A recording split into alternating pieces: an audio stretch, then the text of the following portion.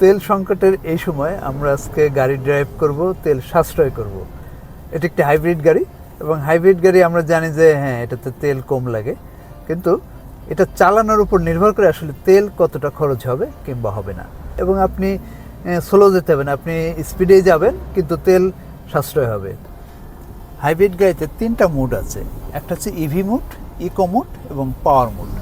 তো EV mode হচ্ছে totally ব্যাটারির উপর চলে, অর্থাৎ যখন ড্রাইভ করা হয় তখন শুধু ব্যাটারির চার্জে চলে। আর ইকো মোড হচ্ছে ব্যাটারি এবং তেল মিলে একটা ইন্টেলিজেন্ট সিস্টেম সিদ্ধান্ত নেয় কখন কীভাবে চলবে, এটাও সাশ্রয়ী মোড। আর হচ্ছে পাওয়ার মোড, পাওয়ার মোড হচ্ছে টোটালি তেলের উপর নির্ভর করে চলে। তো এই আমরা পাওয়ার মোডে চালাবো না, আমরা সারাক্ষণ ইকো মোডে কিংবা ইভি মোডে চালাবো। তো সেই টেকনিকটাই আমরা আজকে ফলো করব। সবচেয়ে বড় টেকনিকটা হচ্ছে ব্যাটারিটাকে ফুল চার্জ করে নিতে হবে। যখন ড্রাইভ শুরু করব তখন ব্যাটারিটাকে আমরা ফুল চার্জ করব, কিন্তু ফুল চার্জ কীভাবে করব সেইটা একটা টেকনিক, যে সেইটা টেকনিক আমরা চলতে চলতে দেখাবো। যে আমরা যখন ড্রাইভ করব, ড্রাইভ করার পর এটাকে স্পিড ধরুন 80+ যখন নেব, মাঝে মাঝে আমি অ্যাক্সিলারেটর সফট চাপবো, মাঝে মাঝে অ্যাক্সিলারেটর ছেড়ে দেবো, এবং মাঝে মাঝে গাড়ি 80 ক্রস করার পরে ব্রেকে একটু হালকা পা দিয়ে রাখবো। এই সফট চাপের ফলে ব্যাটারিটা দ্রুত চার্জ হবে। এরপরে ব্যাটারিটা যত চার্জ হবে এরপরে আমি ইভি মোডে এবং ইকো মোডে তত বেশি থাকতে পারবো, এবং ব্যাটারি যত বেশি ফুল চার্জ থাকবে অথবা যত বেশি চার্জ থাকবে ইভি মোডে থাকার সম্ভাবনা তত বেশি থাকবে। আমরা ঢাকা থেকে ট্যাঙ্কি ফুল করে নিয়ে রওনা দিয়েছি এবং যাব প্রায় 125 কিলোমিটার, এবং শেষ করে আমি আপনাদেরকে দেখাবো যে প্রতি লিটারে আসলে আমি কত কিলোমিটার চালিয়েছি। তো দেখা যাক টেকনিকটা কতটুকু কাজে লাগে আজকে।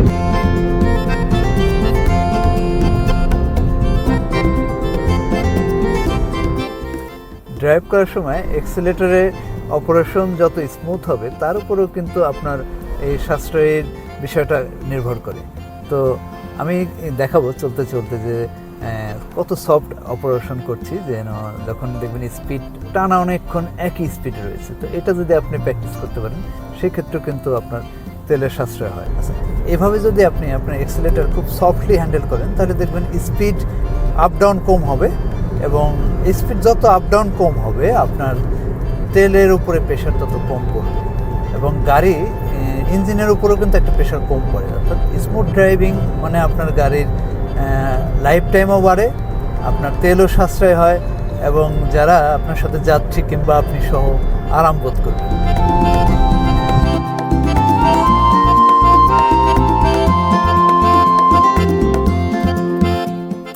আর হাইব্রিড গাড়িতে সবচেয়ে বেশি তেল ফুরায় কখন জানেন?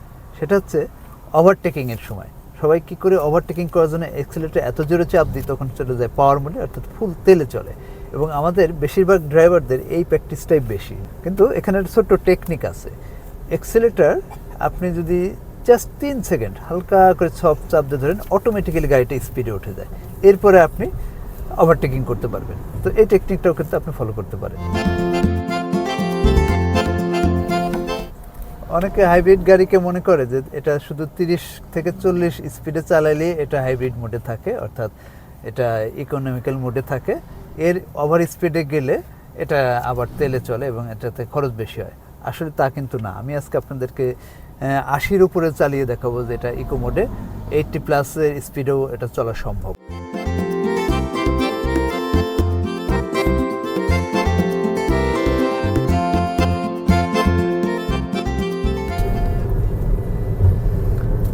অনেক ড্রাইভার ছোট্ট একটা ভুল করে, সেটা হলো গাড়ি যখন কোনো সিগন্যালে থামে কিংবা কোথাও স্বল্প সময়ের জন্য দাঁড়াতে হয় তখন তারা নিউট্রাল মোডে দেয়।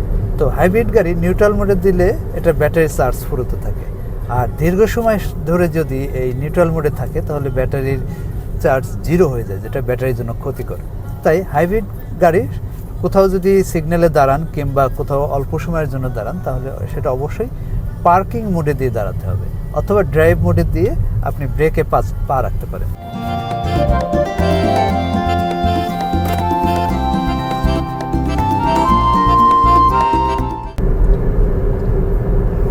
এত যে টেকনিকের কথা বললাম, এই টেকনিক কিন্তু ঢাকা শহরের ওই জ্যামের মধ্যে কাজ করবে না, এটা একমাত্র হাইওয়েতে কাজ করবে। তো তো এটা মাথায় রাখবেন কিন্তু।